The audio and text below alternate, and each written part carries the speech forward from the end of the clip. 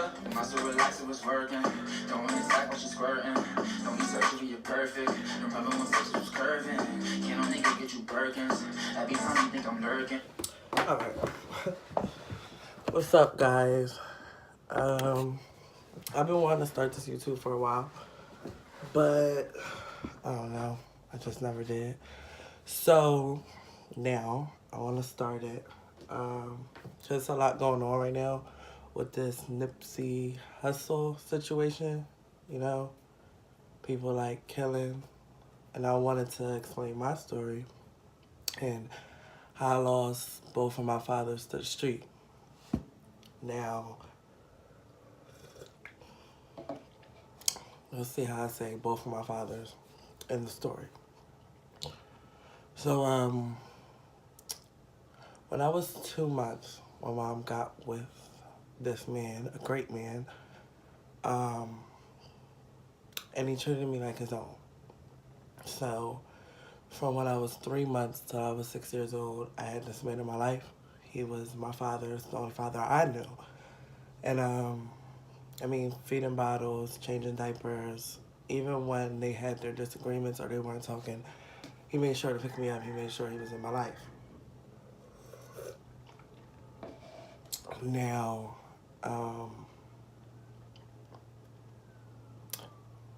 when I was about 5 years old, right before my 6th birthday, my mom had one out this night. I don't really remember much. I was only 5. But I remember this night, which is crazy. You remember a night when you were 5. She went out. She gave us a hug. She went out. And the backstory, which my mom told me, was they had just got back together and he wanted to go home to sleep, but she wanted to go out. Like, she was like, you know, we just got back together, but it doesn't mean I'm going to be staying in the house, which is understandable because I do it today. So, he went out with his cousins. He was definitely into the street life. Tough cookie. He probably was about 5'2", 5'3", and was not scared of nobody, which is probably why I'm the way I am today. My mom's the same thing. My mom's 4'9", and she's a firecracker. So, yeah, she left out that night, and at this time, like, I was living with my grandmother. I mean, my mother was always in my life, but I just, like, stayed at my grandmother's house. Like, I had my own room there. It's just what I liked. So, she comes knocking at our door, and it's, like, 3 o'clock in the morning. And, she's just on the step crying, like, just bawling. And that's all I remember. She's on the step bawling. She's like, they killed them, they killed them. It's all my fault, blah, blah, blah. So my grandma brings her inside, asks her what happened. I don't really remember much. I remember going to the viewing. The viewing was actually in somebody's house. It's like a Spanish tradition, like in Puerto Rico. They usually keep the bodies in the house. So one thing that always haunted me was when we went to the funeral, my grandma held me to the casket. And I was upset. I'm like, why isn't he waking up? Why isn't he like, I'm here? Like, it was nothing. So she put me down because my grandma was holding me. So she put me down to give him a kiss.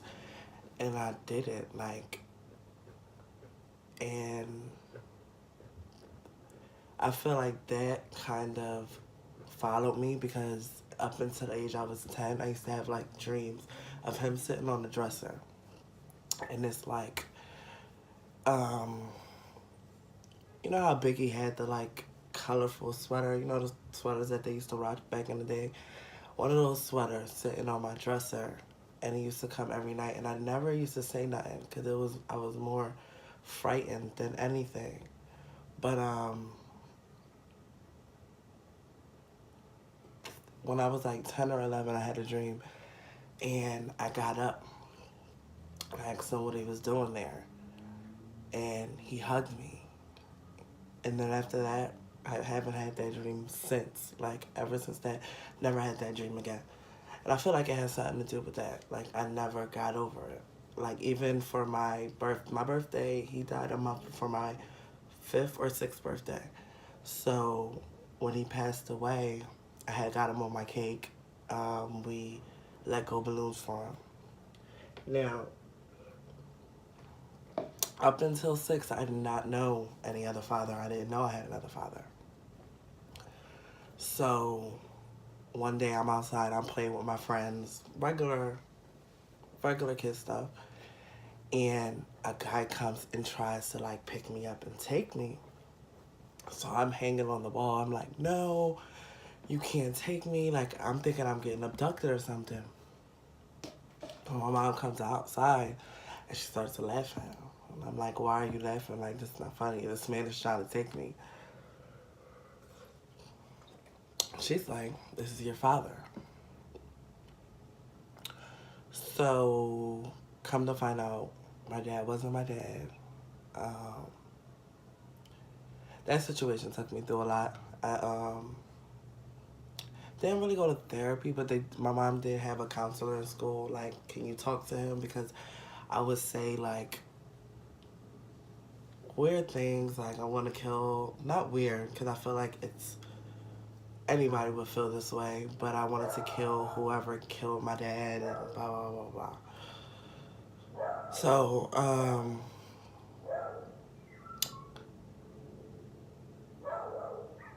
my dad came to get me that time. My mom explained the whole situation. He was like, you want me to take you to Toys R Us? You know, as a child, I'm like, yeah, whatever. Now I'm all right.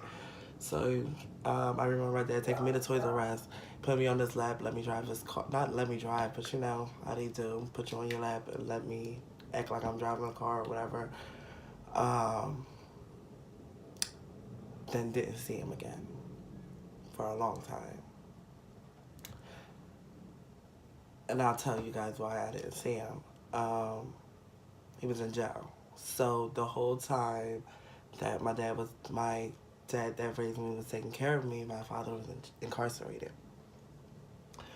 So when he got out, I guess he came around, but then he disappeared again. So he was in jail again. Came out when I was like 8. I remember I was like 8 or something. He had took me around his family's house. They were very nice. It was a whole bunch of cousins, and I wasn't used to that. Like, my cousins are all either older than me or too young, so I wasn't used to like having cousins like my age. So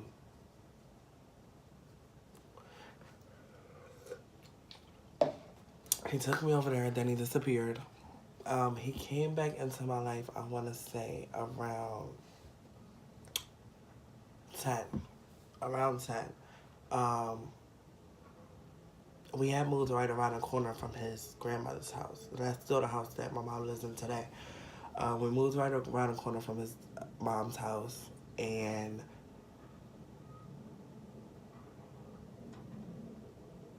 it's just like, he kind of wanted me to chase him, but he was the father. So it's like, when I used to go around there, it was like, oh, why you didn't call me? Why haven't you came to see me? When it's like, you're the father.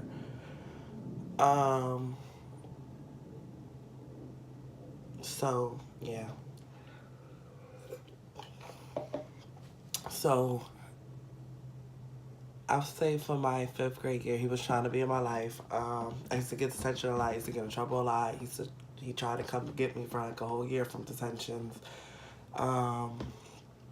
Brought me I asked for a video camera. I just wanted a regular video camera. He bought me this like high-tech stand-up video camera. Like, he was really trying, I guess you could say.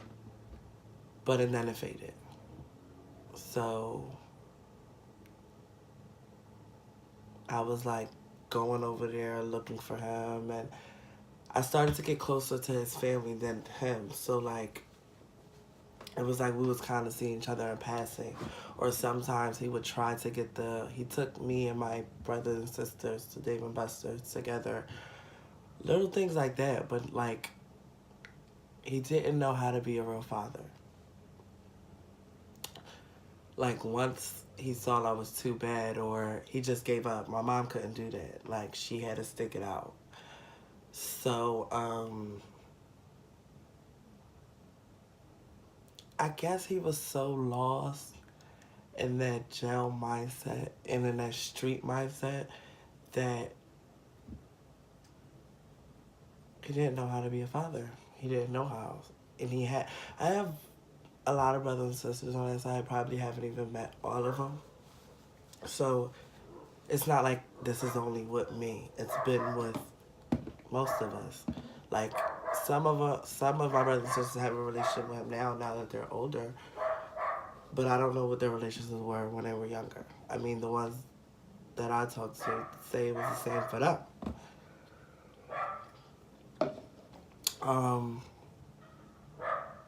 And mind you, he was around the corner all the time. He was always at my grandma's house. His mother lived right around the corner.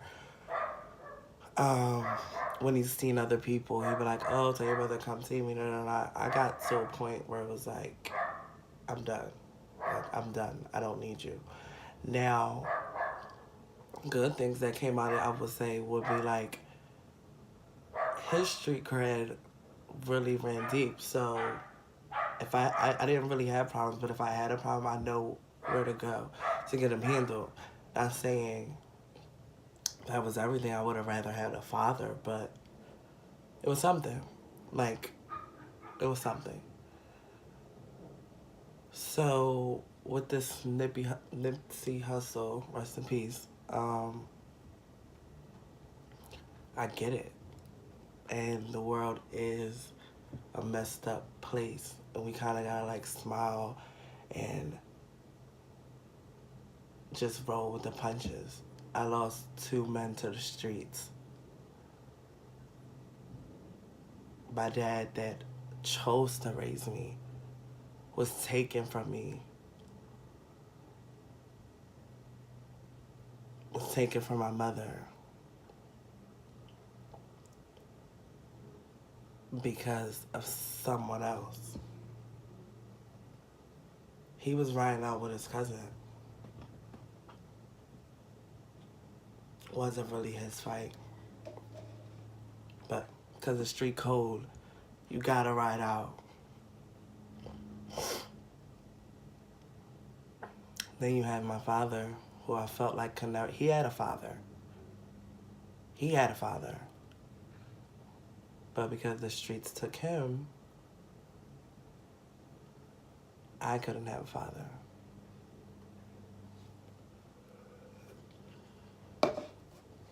So I get it. And you guys are taking each other's lives and following these street rules that's not getting any of us anywhere.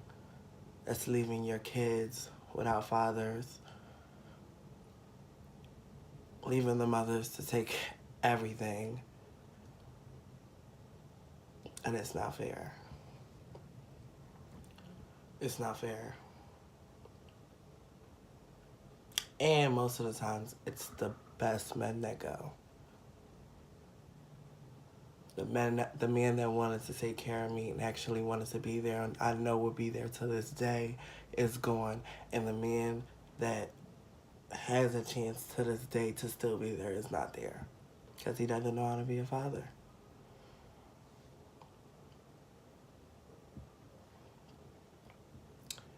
And that's just me telling my story and how I felt when I heard the story about him and all the conversations it's sparking.